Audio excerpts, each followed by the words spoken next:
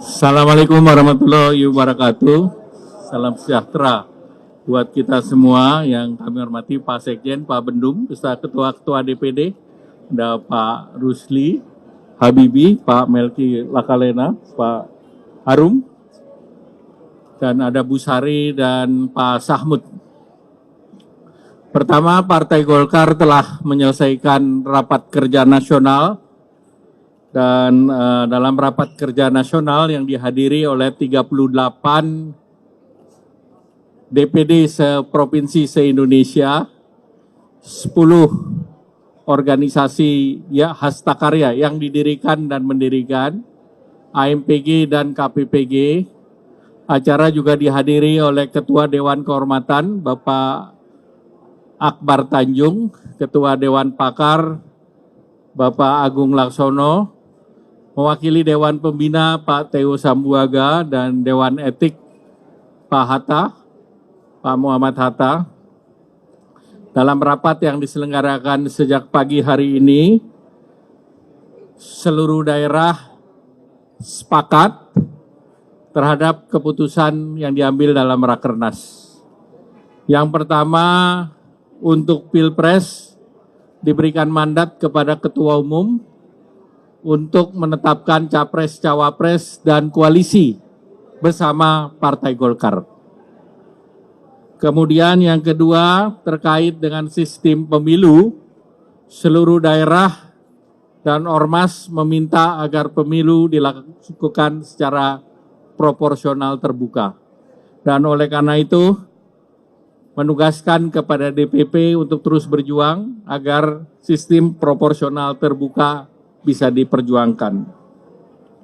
Yang ketiga terkait dengan pemilu, yang saat sekarang Partai Golkar bakal calon legislatif masih menurut alfabetis. Nah, ini diminta untuk pada waktunya dibuat berdasarkan nomor urut. Dan nomor urut itu berbasis kepada PDLT, yaitu prestasi, dedikasi, loyalitas, dan tidak tercelah. Itu kriteria yang diminta. Kemudian dari sayap pemuda dan wanita diminta agar diberikan kesempatan kepada pemuda dan wanita, dan juga khusus untuk wanita diperjuangkan kuota 30%-nya. Dan juga tentu diminta untuk caleg wanita diberikan kemudahan-kemudahan dalam kampanye nanti. Kemudian seluruh ketua-ketua DPD, juga seluruh ketua-ketua umum ormas hastakarya dan yang mendirikan bertanggung jawab untuk pemenangan Pileg, Pilpres, dan Pilkada, baik itu oleh DPP, oleh ketua-ketua provinsi, ketua-ketua kabupaten, ketua-ketua kota dalam seluruh tingkatannya, seluruhnya berkewajiban untuk memenangkan Partai Golkar. Nah, selanjutnya tentu hal teknis nanti akan terus dibicarakan dalam program teknis yang sudah diputuskan oleh Partai Golkar. Demikian, cukup, tidak ada pertanyaan. Terima kasih. Ada pertanyaan?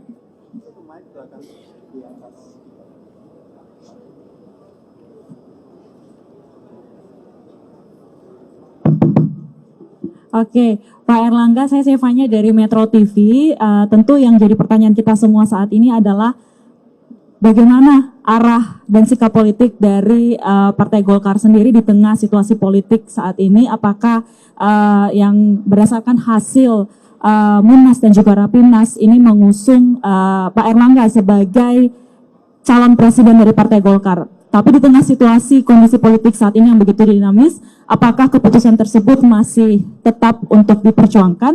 Lalu juga kembali lagi kami ingin menanyakan terkait dengan Koalisi Indonesia Bersatu untuk penegasannya, apakah koalisi ini masih tetap berdiri atau seperti apa? Terima kasih, Pak. Pertama saya jawab dulu Koalisi Indonesia Bersatu. Koalisi Indonesia Bersatu sudah dibentuk 1 tahun yang lalu, dan antar kami bertiga komunikasi masih terus, karena kalau akad nikah itu tagging-taggingannya belum ada. belum ada yang diteken. Jadi koalisi ini masih terus berkomunikasi, bahkan juga tadi malam kami berkomunikasi dengan Pak Julhas. Jadi komunikasi tetap, terus kemudian hasil Munas, hasil Rapimnas dan Rakernas tetap mandatnya ada pada Ketua Umum Partai Golkar, dan seluruh daerah tetap meminta Partai Golkar untuk maju menjadi capres. Pak, untuk meneruskan saja, beberapa waktu terakhir dorongan publik terhadap Bapak dengan Pak Zulhas menguat untuk maju sebagai poros keempat ya. Dan itu bisa terjadi dengan 2 partai saja. Tanggapannya Jadi bagaimana, Pak? poros itu bisa 4, bisa 3, bisa 2. Namanya poros Ji Samsu 2, 3, 4. Berarti pasti ya Pak, berarti kemungkinannya tetap ada ketika Bapak dengan Pak Zulhas ya? Kemungkinan selalu ada. Ya. Ya. Dari mana? Iya Pak, selamat sore, saya Nia dari Harian Kompas. Yang pertama mau menegaskan Pak, yang dengan kunjungan PAN ke PDIP kemarin itu, apakah wacana memasangkan Bapak dengan Pak Zulhas itu sudah hilang? Nah, terus kemudian sebenarnya di tengah KIB yang keberpihakannya sudah berpecah gitu ya Pak. Golkar ini kan tetap percaya diri untuk mengusung Bapak tetap konsisten dengan hasil Munas dan Rapimnas untuk mengusung Bapak. Apakah ini juga jadi dianggap oleh partai bisa menjadi tambahan untuk perolehan suara di Pileg gitu Pak? Terima kasih. Ya, pertama Pileg ini melakukan bersamaan antara Pileg dan Pilpres, dan tentunya keputusan itu akan mendorong semangat untuk berjuang memenangkan Partai Golkar. Oleh karena itu, itulah mandat yang diberikan. Terkait KIB, tentu KIB akan memutuskan pada waktunya. Dan komunikasi dilakukan dengan semua partai dan cair. Terima kasih. Ada lagi? Bapak, izin Pak. Karena Golkar akan ke PDIP Pak. Komunikasi lancar. Kan pertemuan tidak harus terbuka. Izin Bapak, Zam dari Kumparan Pak. Ini kan PKB dan Gerindra kan belum mengumumkan capres-cawapres ya Pak, masih menunggu sikap dari Golkar. Ini sebenarnya sikap dari Golkar ini bagaimana Pak? Apakah nantinya kapan akan mau mengumumkan, sementara partai-partai lain kan juga sudah pada mengambil sikap ini Bapak? Terima Jadi kasih. komunikasi akan terus dilakukan intens sampai pada keputusan tersebut. Terima kasih, cukup ya. Wassalamualaikum warahmatullahi wabarakatuh.